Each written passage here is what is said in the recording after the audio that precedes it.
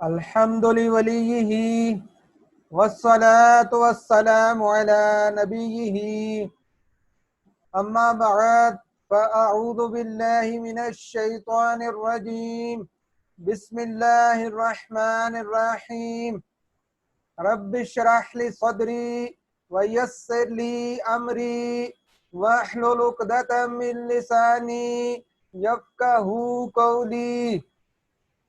میرے نہایت ہی واجب الاحترام سامعین کرام،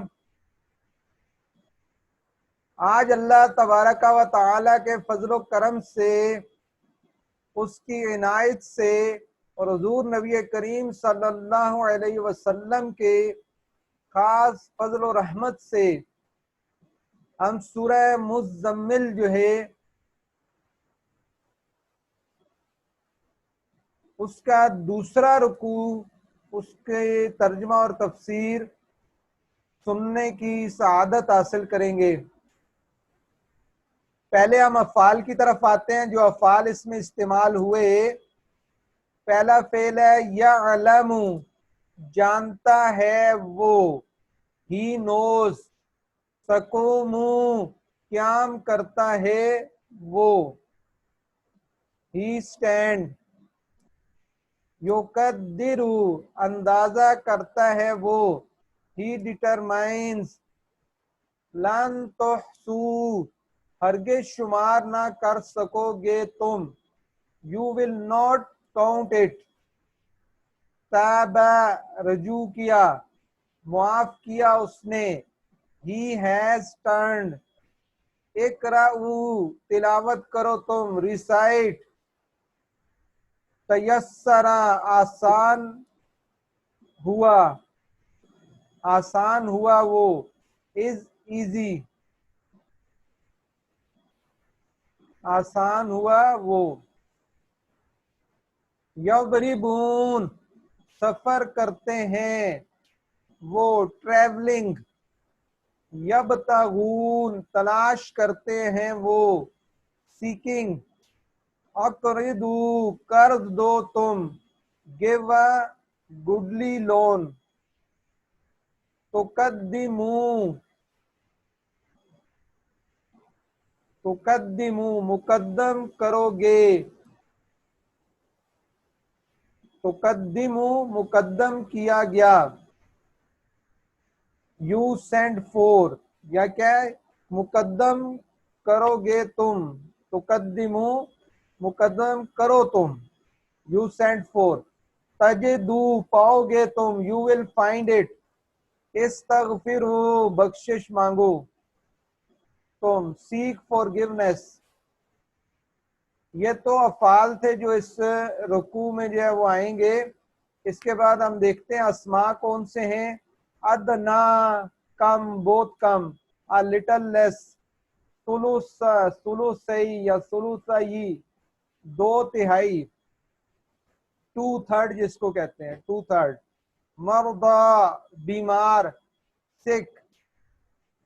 تو یہ اسماء جو ہے اس میں استعمال ہوں گے۔ اب ہم آتے ہیں اس سورہ کے معانی اور مطالب کی طرف کہ اللہ تبارک و تعالی نے اس سورہ مزمل میں جو ہے وہ کن چیزوں کو ایڈریس کیا ہے۔ اس سے پہلے جو ہے ہم پہلے رکوع کے حوالے سے پڑھ چکے کہ اس کا آغاز تو اس سے ہوا کہ رات کو جو ہے وہ عبادت کرنا جو ہے، جب فرض نماز جو ہے ابھی اس کی فرضیت نہیں آئی تو اس وقت تہجد کی نماز جو ہے وہ کیا ہے، رات کی جو ہے وہ فرض تھی، واجب تھی، اور بعض روایات میں فرض تھی۔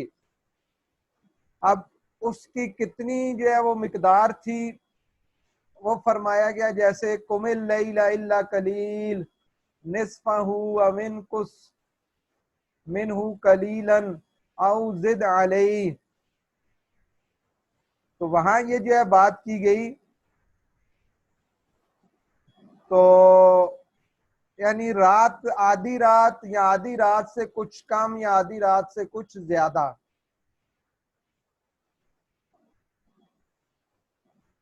اس طرح اس اعتبار سے جو ہے وہ یہاں جو ہے بتایا گیا، اور آخر میں جو ہے اس کے ایک مدنی آیت جس میں آلات کے تبدیل ہو جانے کے سبب سے اس حکم میں کسی قدر تخفیف کر دی گئی۔ جو ابتدائی آیات میں دیا گیا تھا، اور اس کسر کے جبر کے لیے بعض ایسے بدل بتا دیے گئے جو اصل مقصد کی حفاظت کرنے والے اور بدلے ہوئے آلات کے مناسب ہیں۔ یعنی پہلے یہ کہا گیا تھا رات کی عبادت کا، پھر بعد میں کہا کہ جو تمہیں میسر آئے، ما تیسر من القرآن، جو میسر آئے وہ پڑھ لیں۔ اس کا مطلب ہے کہ پہلا حکم جو ہے اس کو منسوخ کر کے آخر میں نیا حکم جو ہے وہ صادر فرمایا گیا، جو آپ ان آیات میں جو ہے وہ پڑھیں گے۔ اب ان آیات میں آئیں اور قرآن کی طرف آئیں، دوسرے رکوع جو ہے اس کے ترجمہ اور تفسیر کی طرف، تو کیا فرمایا؟ اِنَّا رَبَّكَ يَعْلَمُ، بے شک تمہارا رب جانتا ہے، اَنَّكَ تَقُومُ أَدْنَى مِن ثُلُثَيِ اللَّيْلِ وَنِصْفَهُ وَثُلُثَهُ وَطَائِفَةٌ مِّنَ الَّذِينَ مَعَكَ، کہ بے شک تمہارا رب جانتا ہے کہ تم قیام کرتے ہو ادنا تھوڑا کم، من ثلثی اللیل 2/3 جو ہے وہ رات سے، 2/3 رات سے تھوڑا کم قیام کرتے ہو، وَنِصْفَهُ یا نصف کرتے ہو، وَثُلُثَهُ یا اس کا کیا کرتے ہو، ثلث جو ہے وہ کیا ہے قیام کرتے ہو۔ اس طرح اللہ تبارک و تعالی نے فرمایا کہ اللہ جانتا ہے کہ تم اس میں جو ہے وہ قیام کرتے ہو۔ وَطَائِفَةٌ مِّنَ الَّذِينَ مَعَكَ، اور ایک جماعت جو تمہارے ساتھ والی ہے، یعنی صحابہ کا فرمایا کہ تمہارے اصحاب کی، کہ وہ بھی قیام لیل میں آپ کا اتباع کرتے ہیں۔ تو فرما دیا کہ تم بھی جو ہے قیام کرتے ہو، اللہ تعالیٰ جانتا ہے، اور صحابہ کا فرمایا کہ وہ بھی قیام کرتے ہیں، اللہ تبارک و تعالیٰ اس کو جانتا ہے۔ تو واللہ یقدر اللیل والنہار، اور اللہ تعالیٰ اندازہ فرماتا ہے رات کا اور دن کا، کہ رات اور دن کا اندازہ فرماتا ہے کہ تم اس میں کتنا قیام کرتے ہو، اصحاب کتنا قیام کرتے ہیں۔ علمہ، اسے معلوم ہے کہ لن تحصوہ، کہ تم اس کو شمار نہ کر سکو گے، تم ہرگز اسے شمار نہیں کر سکو گے، اور ضبط اوقات نہ کر سکو گے، یعنی اب اس میں ضبط اوقات نہیں ہو سکے گا، کبھی نصف سے کم ہو جاتا ہے، کبھی زیادہ ہوتا ہے، نہ ثلث کا ہوتا ہے، اس میں جو ہے بتقاضۂ بشریت جو ہے وہ کمی رہ جاتی ہے۔ تو پھر کیا فرمایا؟ فتاب علیکم، تو اس نے مہربانی کر دی تم پر، یعنی رجوع کر لیا، رجوع فرمایا، مہربانی فرمائی۔ اب کیا فرمایا؟ فقرؤ، پس پڑھو تم، ما تیسر من القرآن، جو تمہیں میسر آئے قرآن میں سے، یعنی قرآن میں سے اب جتنا تمہیں میسر آئے وہ تلاوت کرو۔ یعنی شب کا قیام جو ہے وہ معاف فرما دیا۔ مسئلہ اس آیت سے نماز میں مطلق قرات کی فرضیت ثابت ہوئی، ما تیسر من القرآن، قرآن سے جتنا آئے پڑھو تو اس کی فرضیت ثابت ہوئی۔ اور عقل جو ہے وہ درجہ قرات مفروض کیا ہے کہ 3 چھوٹی آیات جو ہے یہ پڑھنا لازم ہوتا ہے، 3 چھوٹی آیات سے کم پڑھیں تو فرض قرات جو ہے وہ ادا نہیں ہوتی۔ اور دوسرا اس سے یہ پتہ چلا کہ رات کی جو عبادت ہے اس میں قرات کو جو ہے وہ زیادہ کیا اس کا دخل ہے، یعنی قرات کم کر دی، یعنی پہلے قرات زیادہ کرتے تھے، اب قرات کم کر دی، اس لیے رات کو عبادت کریں تو قرات کو جو ہے وہ زیادہ قرآن پڑھنے کی جو ہے وہ کوشش کریں، کس میں؟ نوافل میں، اور اسی طرح جو ہے وہ تہجد میں زیادہ سے زیادہ قرآن پڑھنے کی جو ہے وہ کوشش کریں۔ پھر کیا فرمایا؟ علم ان، وہ جانتا ہے کہ سیکون منکم، کہ ان قریب جو ہے ہوں گے تم میں سے، مرضى، مریض، بیمار، وآخرون، اور باقی کچھ لوگ، یضربون فی الارض، جو سفر کرتے ہیں زمین میں، سفر کرتے ہیں، یبتغون من فضل اللہ، اور تلاش کرتے ہیں وہ اللہ کے فضل کو۔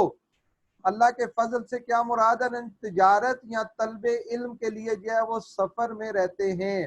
اللہ تعالیٰ ان لوگوں کو بھی کیا جانتا ہے کہ ان قریب تم میں سے کچھ بیمار ہوں گے، کچھ سفر کریں گے، اللہ کے فضل کو تلاش کریں گے، تجارت کریں گے، جاب کے لیے جائیں گے، یا کیا علم دین کے طلب کے لیے یا علم دین سکھانے کے لیے سفر کریں گے؟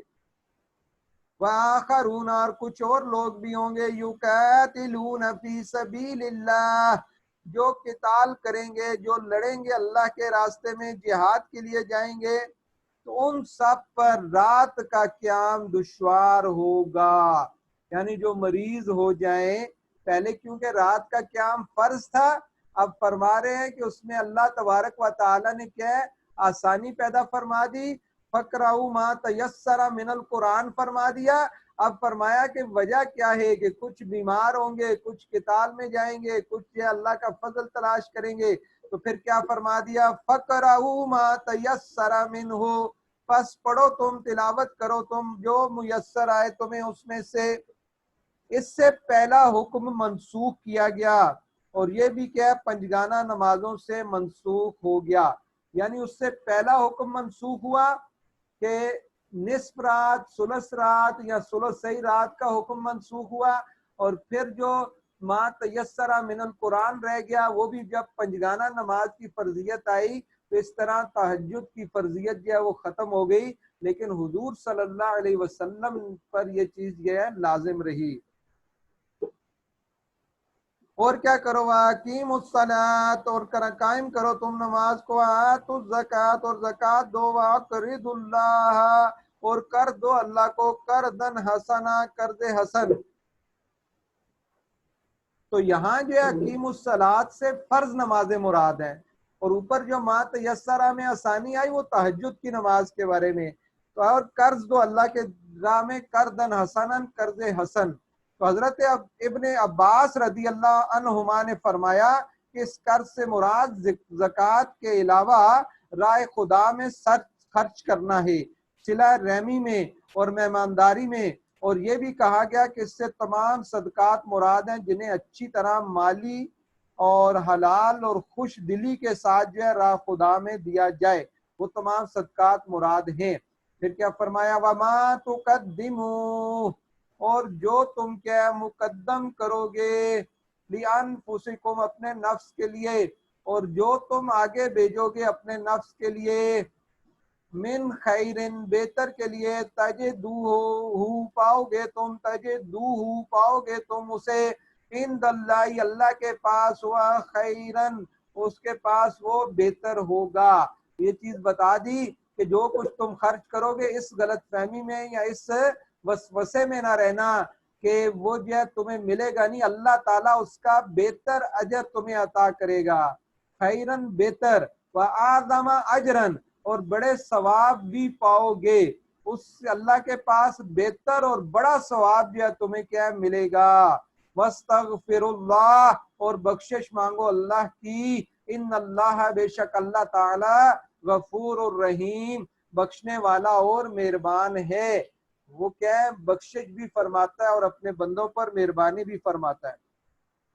تو یہ اس سورہ کی آخری آیت تھی، اور ایک لمبی آیت تھی، اور اس کے مضمون سے معلوم ہوتا ہے کہ یہ مدنی جو ہے مدینہ منورہ میں نازل ہوئی، لیکن اس کا تعلق اسی حکم سے ہے جو ابتداء سورہ میں نبی صلی اللہ علیہ وسلم کو قیام لیل سے متعلق دیا گیا۔ اس وجہ سے اس جگہ جو ہے اس کو اسی سورہ کے آخر میں ملی، تاکہ اس باب کے سابق اور لاحق دونوں حکموں کی نوعیت اور اس کا باہمی تعلق سمجھنے میں مدد ملے۔ اس کی متعدد مثالیں پچھلی صورت میں گزر چکی ہیں، اور یہ اس بات کی نہایت واضح دلیل ہے کہ صورتوں میں آیات کی ترتیب ان کے معنوی مناسبت سے ہے، اور یہ کام اللہ تعالیٰ کے حکم اور نبی کریم صلی اللہ علیہ وسلم کی ہدایت کے تحت ہوا۔ یہ نبی کریم صلی اللہ علیہ وسلم کی تحسین فرمائی گئی کہ اللہ تعالیٰ خوب علم رکھتا ہے کہ تم شب میں قیام کا تمہیں جو حکم دیا گیا تم پورے اہتمام کے ساتھ اس کی پابندی کر رہے ہو۔ مطلب یہ کہ اللہ تعالیٰ جانتا ہے کہ تمہاری جو ہے وہ سرگرمیاں اللہ تعالیٰ کے علم میں ہیں، اور جب اس کے علم میں ہے تو یہ رائے گاہ جانے والی نہیں ہے، بلکہ اس کا بھرپور صلہ پاؤ گے۔ وَطَائِفَةٌ مِّنَ الَّذِينَ مَعَكُمْ، یعنی نبی صلی اللہ علیہ وسلم کے تحسین کے بعد یہ ان لوگوں کی تحسین ہے جنہوں نے آپ کی اتباع کے شوق میں از خود اس حکم کی پابندی اپنے اوپر لازم کر لی۔ یہ حکم تھا تو جیسا کہ الفاظ سے واضح ہے خاص نبی کریم صلی اللہ علیہ وسلم کے لیے، لیکن صحابہ کرام ہر اس کام کے لیے سبقت لے کرتے جس پر حضور صلی اللہ علیہ وسلم کو کاربند دیکھتے، اگرچہ ایمان بالرسول کا حقیقی تقاضا بھی یہی ہے۔ پھر کیا فرمایا کہ زندگی پر کن کن پہلوؤں سے یہ اثر انداز ہوتے ہیں، اس کا بتایا کہ انسان اس میں کس کس حد تک محتاج ہے اور اس کو کن حالات و مشکلات سے گزرنا پڑتا ہے۔ وہ آگے بتایا کہ انسان کو کبھی سفر پہ جانا پڑتا ہے، کبھی جو ہے وہ کیا ہے اللہ کا فضل تلاش کرتا ہے، اور کبھی جو ہے جہاد کے لیے نکلتا ہے۔ تو ان سب چیزوں کو مد نظر رکھ کے فرمایا کہ اپنے اس علم کی روشنی میں اس کا فیصلہ یہ ہے کہ تم نصف شب یا ثلث یا 2 ثلث شب کے قیام کی پابندی کا اہتمام نہ کر سکو گے تو جتنا بھی ممکن ہو سکے اتنا قرآن پڑھ لیا کرو۔ فتاب علیکم، جب یہ اللہ کے ساتھ آئے تو اس کا مطلب کیا ہے کہ اللہ نے تم پر نظر عنایت فرما دی۔ اور فقرہ ما تیسر من القرآن کے قرآن کے الفاظ اگرچہ عام ہے، لیکن یہ بات قیام لیل کے سلسلے میں بھی خاص ہے، اس وجہ سے مدعا تہجد ہی میں قرآن پڑھنا ہے۔ اگرچہ تلاوت قرآن بجائے خود بھی عبادت ہے، لیکن تہجد میں ترتیل کے ساتھ اس کی تلاوت ہی سے وہ برکتیں ظہور میں آتی ہیں جن کے لیے نبی کریم صلی اللہ علیہ وسلم کو اس اہتمام کے ساتھ اس سورہ میں اس کا حکم دیا گیا۔ اس سے معلوم ہوا کہ یہ تخفیف در حقیقت عام مسلمانوں کے لیے اس بنا پر ہوئی کہ وہ اس بھاری بوجھ کو نہیں اٹھا سکتے، اس لیے جو ان میں کیا تخفیف کر دی گئی۔ اور یہ ان امکانات کی طرف اشارہ ہے جو پیش آ سکتے ہیں، جب فرمایا کہ تم کیا ہے منکم مردا، بیمار بھی ہو سکتے ہیں، کہ تم میں مریض بھی ہوں گے، مختلف دینی اور دنیاوی ضروریات کے لیے سفر کرنے والے بھی ہوں گے، اللہ کی راہ میں تمہیں جنگ کے لیے اٹھنا ہوگا۔ اس وجہ سے اس سعادت میں حصہ لینے کے لیے یہ کافی ہے کہ تم جتنا وقت بھی پا جاؤ اور جتنا قرآن بھی پڑھ سکو اسے پڑھ لو۔ اور وہ پابندی جو نصف ثلث یا ثلث صحیح کی تھی وہ ختم کر دی گئی۔ پھر کیا فرمایا وَأَقِیمُوا الصَّلَاةَ وَآتُوا الزَّکَاةَ وَأَقْرِضُوا اللَّهَ قَرْضًا حَسَنًا، یہ اس کسر کے جبر کی تدبیر بتا دی کہ اگر قیام شب کی برکتوں میں تم پورا حصہ نہیں لے سکتے تو اپنے امکان کی حد تک پانچ وقت کی نمازوں کا اہتمام رکھو، زکوٰۃ دیتے رہو، اللہ کے کلمے کو بلند اور دین و ملت کی ہنگامی ضروریات میں فراغ دلی سے خرچ کرتے رہو، اسی طرح تم اپنے رب کا قرب اور اس کی خوشنودی حاصل کر سکتے ہو۔ وَأَقْرِضُوا اللَّهَ قَرْضًا حَسَنًا سے کیا ہے، یوں ہر وہ انفاق مراد ہو سکتا ہے جو اللہ کی راہ میں فراغ دلی سے دیا جائے، لیکن جب اس کا ذکر جو ہے وہ زکوٰۃ کے ساتھ ہو تو اس سے خاص طور پر انفاق مراد ہوتا ہے جو جنگ و جہاد اور کسی عام ہنگامی ضرورت کے لیے دیا جائے۔ پھر فرمایا ما تقدموا لانفسکم، یہ انفاق کے لیے ترغیب و تشویق ہے کہ اللہ کی راہ میں جو خرچ کرو گے وہ کسی دوسرے کے لیے نہیں بلکہ اپنے ہی لیے کرو گے، وہ اللہ کے ہاں تمہارے ہی کھاتے میں جمع ہوگا اور اس کو نہایت بہتر اور نافع تر شکل میں اپنے رب کے پاس پاؤ گے۔ یعنی اس کے پاس کیسے پاؤ گے؟ خیر من خیر تجدوہ عند اللہ وخیر وعظم اجرن، اور اجر کے اعتبار سے بہت بڑا اجر ہوگا۔ مطلب یہ کہ یہ کوئی خسارے کا سودا نہیں بلکہ سب سے زیادہ نفع بخش تجارت ہے۔ آخر میں فرمایا وَاسْتَغْفِرُ اللَّهَ إِنَّ اللَّهَ غَفُورٌ رَحِيمٌ، یعنی اس اہتمام کے علاوہ جو مذکور ہوا برابر اپنے رب سے اپنی کوتاہیوں اور غلطیوں کی معافی بھی مانگتے رہو اور یہ امید رکھو کہ وہ معاف فرما دے گا، وہ بڑا ہی غفور اور رحیم ہے۔ تو اللہ تبارک و تعالی جو ہے کیا ہے، اس کی عنایت ہے کہ اس نے ہمیں جو ہے وہ اپنی مغفرت کا مژدہ بھی سنایا، اور انسان سے بتقاضا ہے بشریت کوئی غلطی کوتاہی ہو جائے تو اس کو بھی کیا ہے معاف کیا، اور جب بھی انسان اللہ کی طرف رجوع کرتا ہے تو اللہ تعالیٰ کو تواب اور کیا ہے غفار پاتا ہے۔ یہ اللہ کی بہت بڑی کیا ہے رحمت ہے کہ ہمیں جو ہے وہ ہماری غلطیوں کے باوجود معاف فرما دیتا ہے۔ تو اللہ تبارک و تعالیٰ سے دعا ہے کہ جو بھی حاضرین مجلس ہیں ان کے جو بھی ان کی مصیبتیں، ان کی تکالیف، ان کی پریشانیاں، ان پہ جو قرض داریاں ہیں اور جو بھی مصیبت ہے، پریشانی ہے، ناچاکیاں ہیں، سب کو دور فرما دے اور سب کو آپس میں اتفاق و اتحاد عطا فرما دے۔